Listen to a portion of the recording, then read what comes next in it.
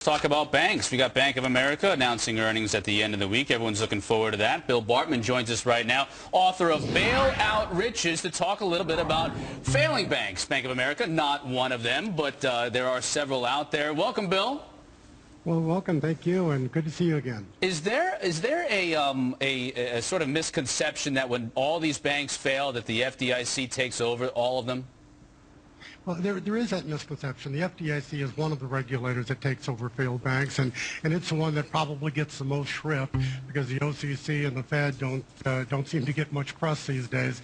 But the FDIC is the one who is essentially of all Americans, and they're the ones that make sure that when the banks do fail, that they are liquidated in the most efficient fashion. The FDIC is broke, though, isn't it, for all intents and purposes? It is. Well, for all intents and purposes, it's broken. For financial purposes, it's absolutely broke. It's about $64 billion in the hole. In the last 3 or 4 months, Sheila Bair issued a premium notice to all of the 8,100 member banks, asking them to pay in advance the next 3 years' worth of premiums. Well, they have done that. That money has come into the FDIC coffers, and the FDIC has relatively promptly spent all of that money, which kind of leaves them between a rock and a hard place because the bank failure rate is really just beginning. So there's going to be a lot of losses coming in the near future. What do they do to try and stem the tide here with these losses? Well, the only thing they can do is to dispose of the assets that they've acquired from these liquidating institutions, and one of them is an auction that's going on this morning in Atlanta. It's the loans that come out of the old Silverton Bank. When Silverton failed, it kind of was about a 5.6 on the Richter bank scale because Silverton was kind of a banker's bank. It did a lot of participations, and now the FDIC is offering to sell about $400 million worth of loans that came out of Silverton. But the banking group, the banking industry, the Community Bankers Association, has actually filed an injunction against the FDIC, asking the FDIC not to sell those loans because of the negative impact it would have on other, still, we'll call them healthy banks, although that's probably a misnomer. Bill, is some of this necessary? I mean, did we get ahead of ourselves? There were banks popping up on every corner when things were going well. People were very readily making loans. It was easy. Is some of this just the necessary part of the consolidation process? It absolutely is. We in the United States now, with 8,100 banks, and during the last crisis, we were up to over 12,000 banks. And I'm not talking about branches. On branches, we have 125,000 branches. We have more banks than there are Walgreens or Walmarts.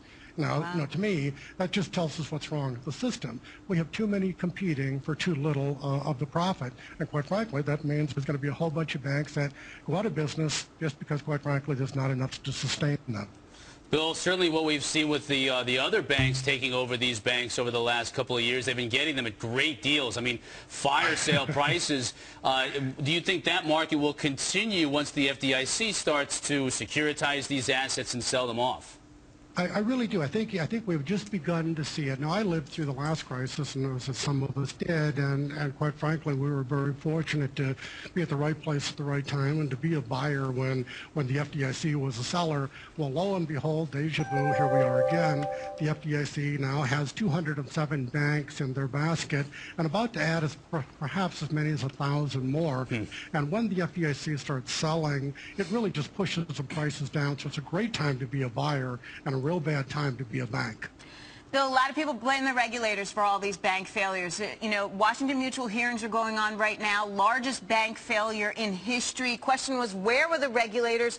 Is that part of this? Do we blame the Office of Thrift Supervision, the FDIC, for the fact that we have so many failures going on right now? Absolutely, and I love Sheila Bair. I think if I've been happily married for 36 years. If I wasn't married to my wife, I'd chase Sheila Bair down to catch her. Because I think she is probably the smartest woman in Washington, and I don't put all of this at her doorstep.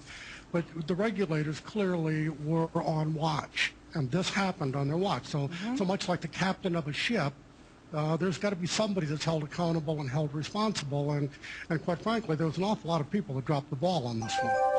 Bill, when the FDIC looks to sell the assets of any particular bank, are there certain asset classes that are much easier to sell than others, and how will they go about that process? Absolutely. The asset classes that are the easiest to sell are the ones where there are the most buyers for, and that means a product that is relatively commoditized. So commercial real estate and residential real estate, the FDIC has already sold about $4 billion worth of that product already in the last year and a half.